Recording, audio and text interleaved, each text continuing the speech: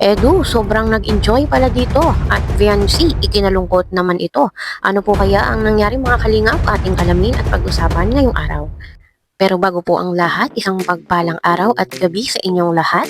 Mega love shoutout sa lahat ng ating listeners, viewers, and subscribers saan mang sulok ng mundo. Papaludon, Visayas at Mindanao. Lalong-lalo na po sa ating mga kababayang OFW. Kamusta po kayo mga kalingap? At kung bago ka pa lang sa aking munting YouTube channel, huwag ka nang mayang mag-subscribe, like, share, and comment. Huwag mo na rin kalimutang i-click ang notification bell nang sa ganon ay updated ka sa aking mga paparating na video. At syempre, patuloy po natin suportahan kina Kalingap Rob at ang ating ama ng Kalingap, ang nag-iisang founder, si Kuya Val Santos Matubang. Kung maaari po ay no skip ads nang sa ganon ay mas marami pa tayong malingap na nangangailangan. At konting paunawa po, kung maaari ay tapusin niyo muna ang kabuoang video nang sa ganon ay akma ang inyong mga komento.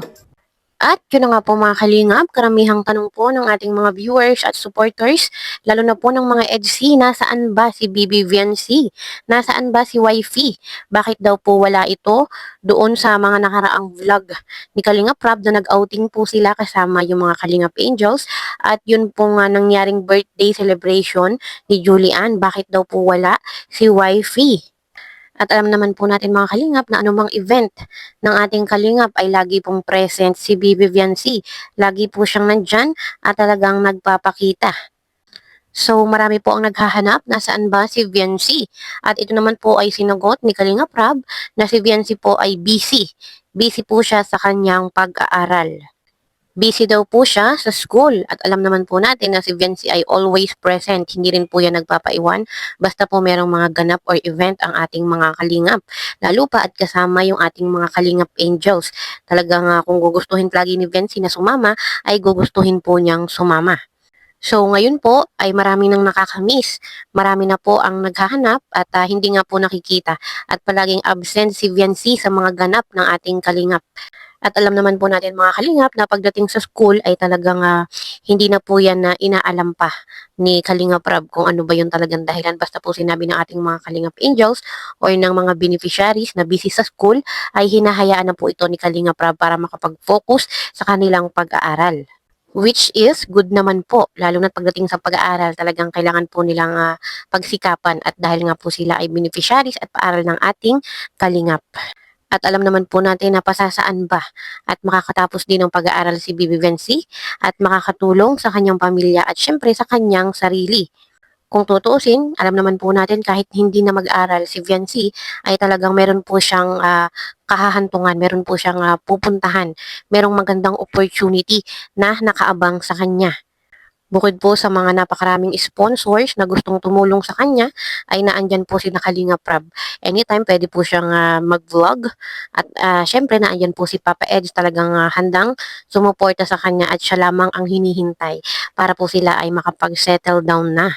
And speaking of pag-settle down, ay alam naman po natin si Papa Eds ay meron na pong nakalaang lupa.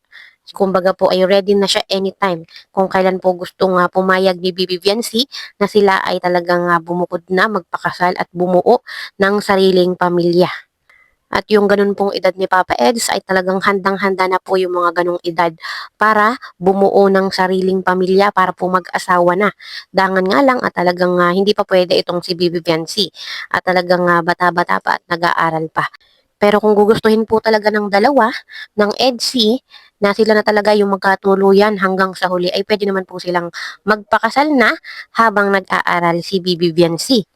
At marami na pong ganong sitwasyon ang meron ngayon. Nagpakasal sila, then nag-aral yung isa, yung babae or yung lalaki.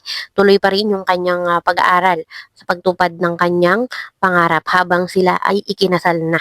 So, pwedeng-pwede po yung mangyari sa EDC kung gugustuhin ng dalawa. At alam na alam naman po natin na kayang-kaya po yun ni Papa Eds. Kayang-kaya niya pong buhayin si Viancy. Kayang-kaya niya pong paaralin. Meron naman pong business na iba pa si Papa Eds bukod po sa pag-vlog. Kumbaga ay ready-ready na po talaga at talagang si Viancy lang ang hinihintay niya. At talagang ito pong si Papa Eds ay anytime, anywhere ay talagang ready-ready na para po magpakasal at bumuo ng sariling pamilya. Pero nabanggit din naman po ni Viancy dati sa vlog na after college gusto po niyang mag-work. Gusto pa po niyang magtrabaho at kumita ng sariling pera. Doon pa lang ay makikitaan na po natin ng pagiging independent. Independent woman, si Viancy. So, bagamat marami pa pong pagdadaanan at marami pa pong pagsubok ang dapat lagpasan ng EDSI, ay talagang sana nga po sa huli ay sila ang magkatuluyan. Sana ay pagkaloob sa kanila ng ating Panginoon na sila ang magkatuluyan. Ano po? Bagamat meron pa po tayong nakikitang mga kaunting pagsubok o kaunting butas para po magkatuluyan itong dalawa. At alam naman po natin na si Papa Eds ay kaanib sa INC at ito pong si Viancy ay Roman Catholic. So, dun pa lang ay talagang susubukin ang kanilang pagsasama o ang kanilang pagmamahalan. Pero malay po natin, talagang EDC ang nakalaan para sa isa't isa. Kaya marami pa po tayong dapat abangan sa EDC.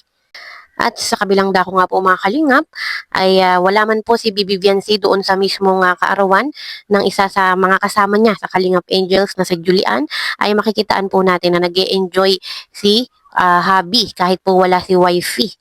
Talagang makikita po natin na talagang nag-enjoy po si Papa Eds. Talagang nakisayaw po siya, nakisama sa mga laro at sa anuman pong pakulo pa doon at makikitaan po natin na bakas sa kanyang mukha ang kasiyahan. At kung naandun po si wifey ay talagang mas doble yung kanyang sayang nararamdaman. Mas nag-enjoy po sana siya kung naandun si wifey. Dangan nga lang po at busy si Viancy sa kanyang school, sa kanyang pag-aaral. So, bihira man na mai-vlog na ni Kalinga Prab ang EDC, mamaya po ay abangan natin dahil meron po silang vlog. So, narito po mga kalingap kung paano po umindak si Papa Eds. Panoorin po natin.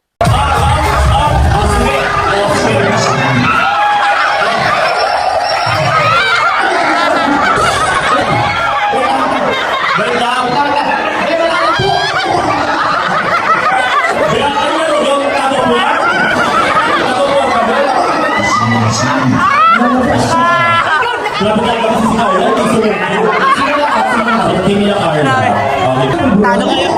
Talo kayo, talo. Dito na, meron na. Ay, Vincent, Vincent.